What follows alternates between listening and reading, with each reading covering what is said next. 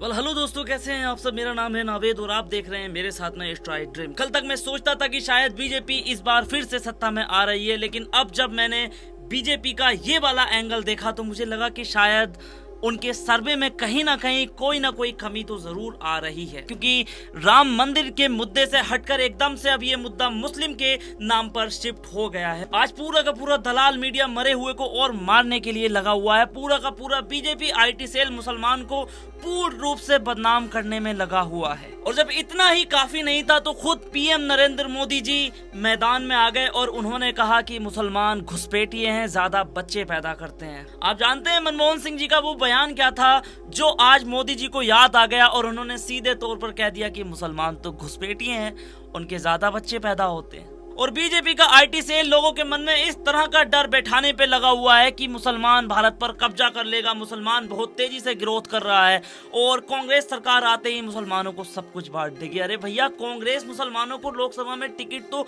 देना ही नहीं चाह रही, वो क्यों मुसलमानों को सब कुछ बांट देगी। अब ये जो अफवाह उड़ाई जा रही है ना बीजेपी आईटी सेल की तरफ से कि आपके टैक्स का पैसा जो है वो मुसलमानों के घरों में जा रहा है और वो लोग फ्री का अनाज खा रहे हैं, तो जो सरकार फ्री का अनाज बांट रही है उसके पास 80 करोड़ लोगों का डाटा है, जबकि 22 करोड़ तो कुल मिलाकर मुसलमान है। चलो मान लो कि सारे मुसलमान हिंदुस्तान के फ्री में अनाज खा रहे हैं, तो फिर वो 68 करोड़ जो लोग हैं वो कौन है। फिर जिस घोषणा पत्र पर श्री नरेंद्र मोदी जी ने कहा था ना, उस घोषणा पत्र में साफ साफ लिखा है संपत्ति के बंटवारे को लेकर कोई विशेष वादा नहीं किया गया है, मगर पार्टी के घोषणा पत्र में लिखा है कि सत्ता में आने पर आय और संपत्ति के असमानता मुद्दे पर विचार जरूर करेगी। कांग्रेस ने कहा कि विचार करेगी क्योंकि देश का 95% पैसा जो है ना वो उद्योगपतियों के कब्जे में है और उसमें भी कहीं से कहीं तक मुसलमान का जिक्र नहीं है। जो कांग्रेस मुसलमानों को टिकट नहीं दे सकती, आप कह रहे हैं कि वो हिंदुओं की संपत्ति उसको दे देगी। अब जरा इस वीडियो को ध्यान से देखिएगा। इस बंदे का नाम है शिवम त्यागी।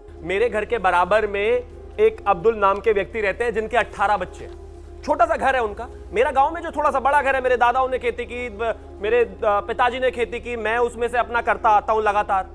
आज राहुल गांधी यहां पर खड़े होकर कह रहे हैं कि शिवम त्यागी की जो जमीन है, अगर उसका घर बड़ा है तो उसके 2 कमरे अब्दुल को, अगर उसकी जमीन ज्यादा है तो उसकी जमीन में से आधा जमीन अब्दुल को, अगर उसकी माताजी पर ज्वेलरी है जो उसके पिताजी ने मेहनत से बनवाई है तो आधी ज्वेलरी अब्दुल को, और इसके अलावा जितनी भी। और ये कह रहा है कि इसके गांव में, इसके पड़ोस में अब्दुल नाम का व्यक्ति रहता है और उसके 18 बच्चे हैं, क्योंकि इनकी व्हाट्सएप यूनिवर्सिटी पर एक कहानी बड़ी प्रचलित है और वो कहानी है कि अब्दुल नाम है और अब्दुल के 18 बच्चे हैं। इन्होंने कहा कि राहुल गांधी ने कहा है कि हम इनकी संपत्ति छीनकर मुसलमानों को दे देंगे। तो सर, आर्मी के और रेलवे के बाद में वक्फ बोर्ड के पास में सबसे ज्यादा संपत्ति है। अगर मुसलमानों को जमीन की जरूरत होगी तो क्या वक्फ बोर्ड की जमीन कम है क्या? जबकि कांग्रेस का पूरा मैनिफेस्टो आप उठाकर देख लो, उसमें कहीं से कहीं तक किसी मुसलमान का कोई जिक्र नहीं होगा। अल्पसंख्यक, SC, ST, OBC ये जरूर जिक्र होगा। मैंने इतने सारे बयान देखे, रिसर्च की, लेकिन मुझे कोई भी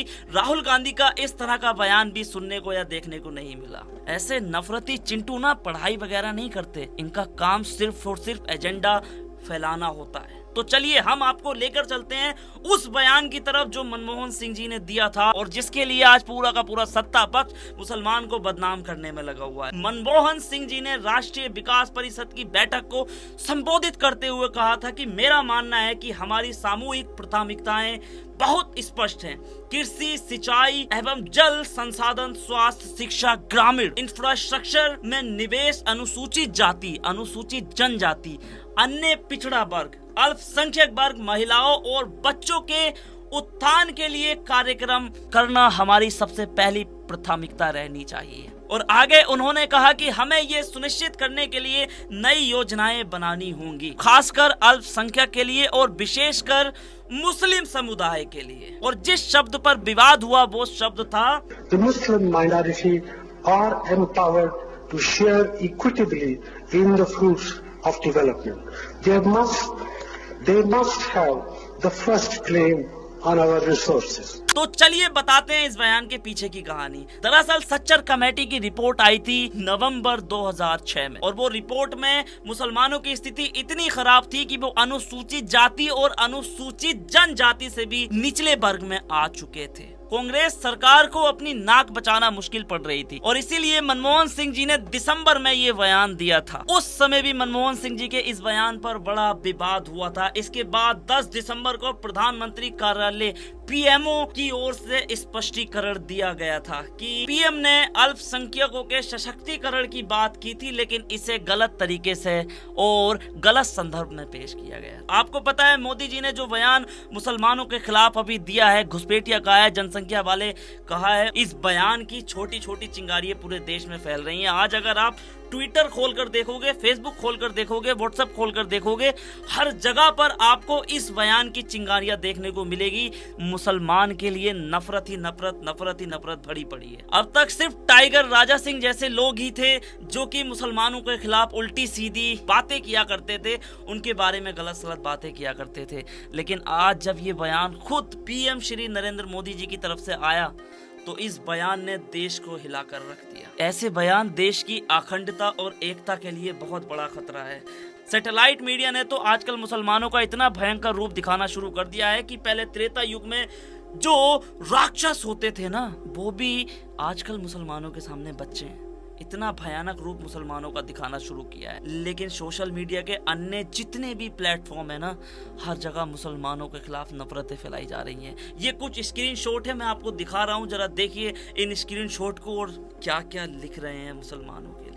आज खुद मुसलमान की सबसे बड़ी समस्या यह है कि वो अपनी जान कैसे बचाए, अपने जान माल की हिफाजत कैसे करे। कहीं जा रहा है तो उसके खिलाफ कहीं कोई मॉब लिंचिंग ना हो जाए या कुछ इस तरह का खतरा ना हो जाए, क्योंकि जिस देश के प्रधानमंत्री मुसलमानों के बारे में इस तरह की बात खुलेआम मंच पर कह रहे हैं तो उस देश की आम जनता फिर मुसलमानों के साथ में क्या सुलूक करेगी। बहुसंख्यक और उग्र हिंदुत्व की राजनीति ने मुसलमानों को राजनीतिक रूप से पूरी तरह से अपंग बना दिया है। भारतीय लोकतंत्र के चुनावी खेल को महज 80 बनाम 20% पर समेट कर रख दिया है। कोई फर्क नहीं पड़ता किसी को कि साला देश में हो क्या रहा है, देश में विकास की कमी है या देश में रोजगार नहीं है या महंगाई बढ़ रही है, कोई फर्क नहीं पड़ता किसी को, कोई मतलब नहीं है किसी को, बस 80 बनाम 20। और लोगों के मन में इस तरह का डर बिठाया जा रहा है कि ये मुसलमान तुम्हें खा जाएंगे, तुम्हें बर्बाद कर देंगे, तुम्हारे साथ ऐसा कर देंगे, वैसा कर देंगे। अरे सच्चर कमेटी की रिपोर्ट तो पढ़ो पहले।